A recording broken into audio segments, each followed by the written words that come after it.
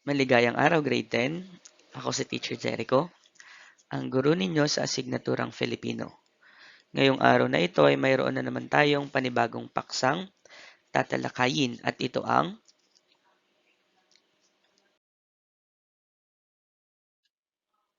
pagsasaling wika.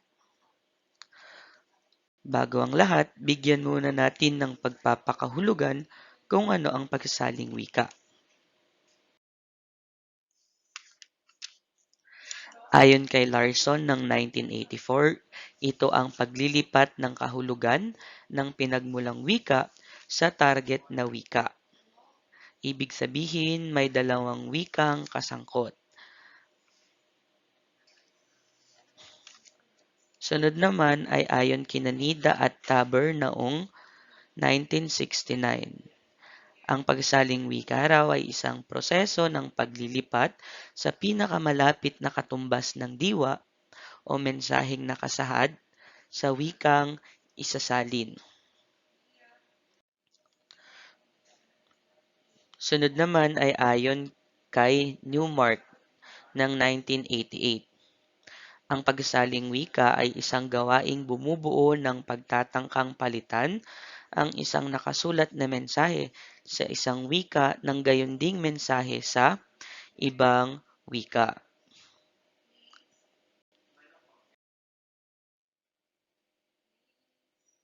Ayon naman kay Almario ng 2009, nakasintanda na ng limbag na panitikan ng Pilipinas ang pagsasalin. Ibig sabihin, nung nagkaroon ng mga libro sa Pilipinas, nagsimula na rin ang pagsasalin.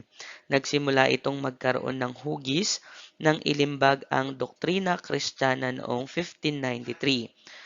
Ang doktrina Kristiyana ay kinatatampukan o kinapapalooban ng mga isinalin na dasal at tuntunin ng simbahang Katoliko na siyang mahalagang salik sa pagpapalaganap ng Kristyanismo sa kapuluan. Ang librong Doktrina Kristiyana Grade 10 ay pinaniniwalaang isa sa pinakaunang nailimbag na libro sa Pilipinas. Ayon naman kay Theodore Savery, ay ang pagsasaling wika ay isang universal na gawain. Ayon sa kanya, sa lahat ng panahon at sa lahat ng dako, isinasagawa ang mga salin alang-alang sa mga dalisay na layuning utilitaryo at walang ibang nasa ang tagasalin maliban sa pag-aalis ng hadlang sa naghihiwalay dahil sa pagkakaiba ng mga wika sa manunulat at sa mambabasa. Totoo nga, grade 10, na hindi mo naman talaga maiintindihan ang isang bagay, ang isang wika kung hindi mo ito alam gamitin o kung hindi mo ito naiintindihan. Ayon nga sa matandang kawikaang Italyano o traditor, ang pagsasalin raw ay isang pagtataksil. Bakit? Dahil nga hindi daw malikhain ang mga tagapagsalin dahil isinasalin lamang nila ang isang orihinal na literatura na kwento na panitikan sa isa pang wika.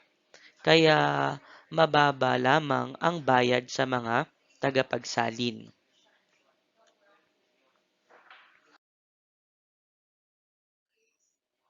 Narito ang kahalagahan ng pagsasalin. Una riyan ay ang pagpapalaganap ng kaalaman o kaisipang nakapaloob sa akda.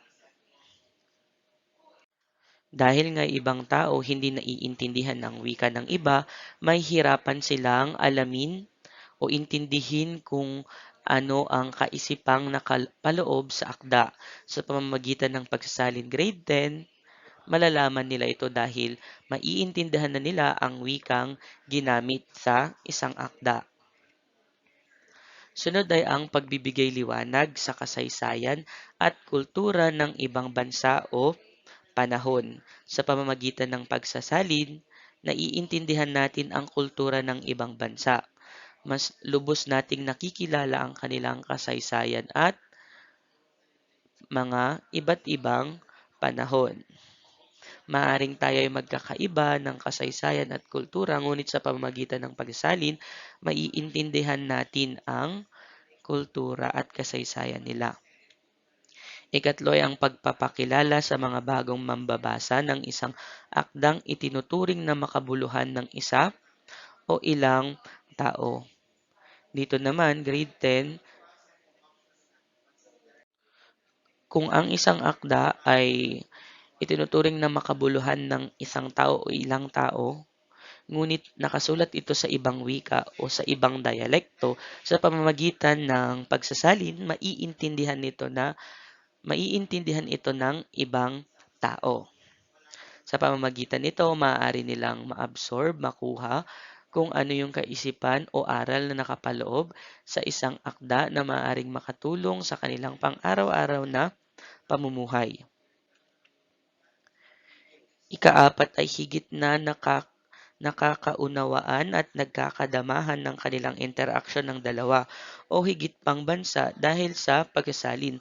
Alam naman natin na may iba't ibang wika sa iba't ibang bansa. Mahirap kapag hindi tayo nagkakaintindihan, mahirap kumonekta at mahirap iparating ang mensahe na gusto nating sabihin kung hindi nila ito maiintindihan.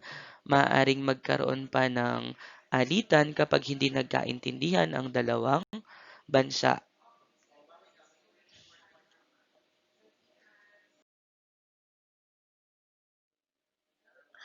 At narito naman ang ilang kahingian ng pagsasalin. Una ay ang sapat na kaalaman sa dalawang wikang kasangkot sa pagsasalin.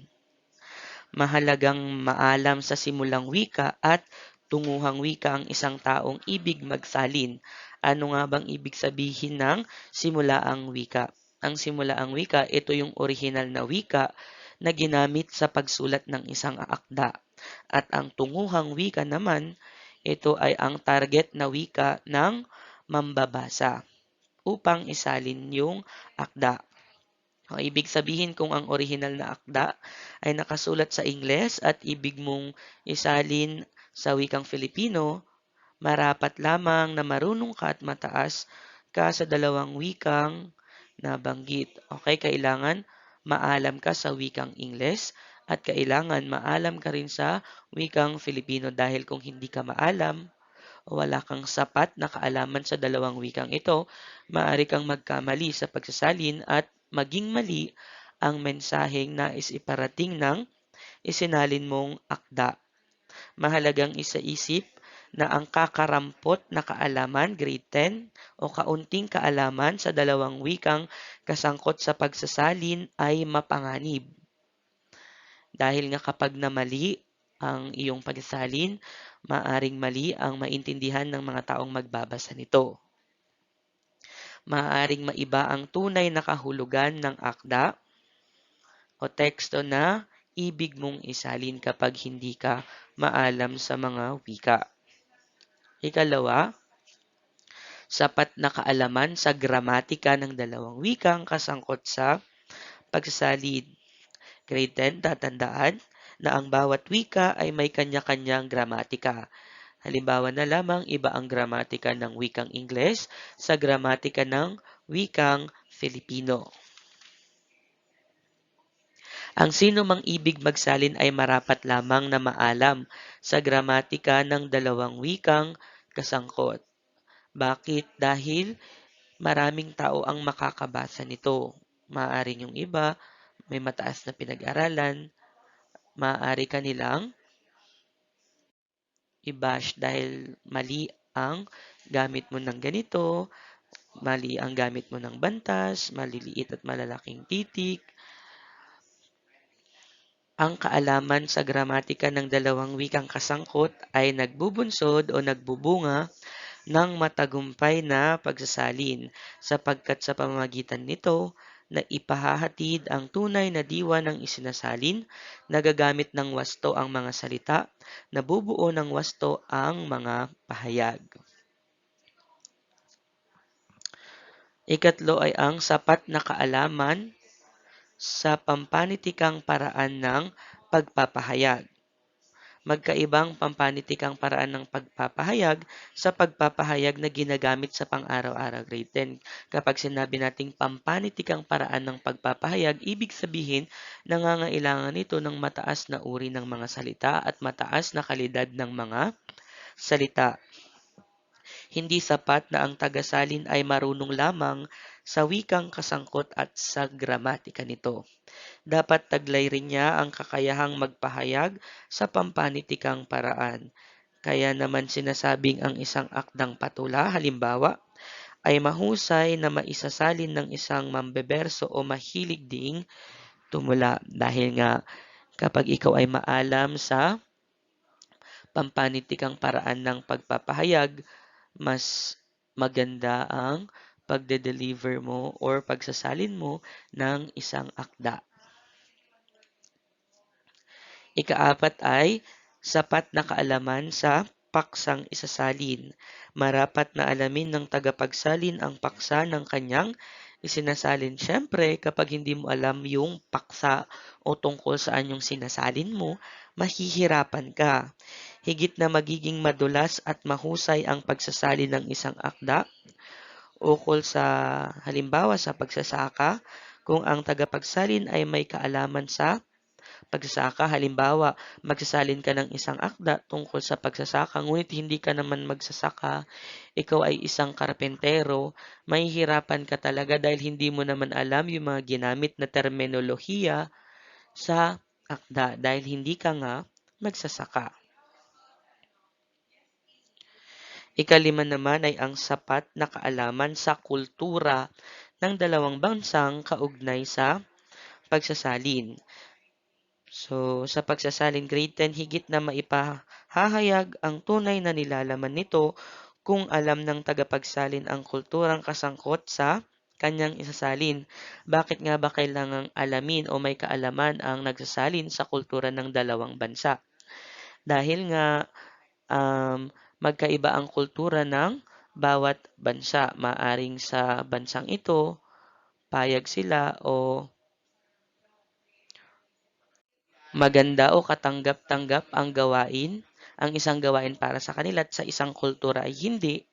Tapos hindi mo alam yun o maaring mabago ang mensahe ng akdang iyong isinalin dahil nga para sa isang bansa hindi katanggap-tanggap ang ganong bagay o yung isang kultura na yun.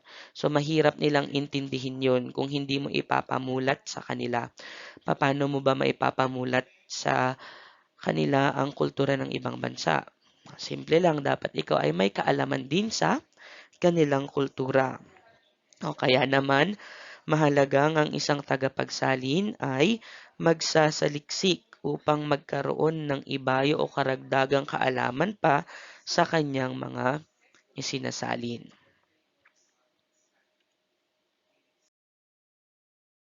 Antayan ng ating paksa ngayong araw na ito, grade 10, ang pagsasaling wika. Palaging tandaan na mayroong iba't ibang wika sa buong mundo. Kaya marapat lamang na tayo ay may alam sa pagsasaling wika upang kapag tayo ay nakipag-usap sa iba, maintindihan natin ang kanilang mga mensaheng nais iparating. Muli, ako si Teacher Jericho na nagsasabing mag-aral ng masaya at mag-aral ng mabuti. Paalam grade 10, hanggang sa muli.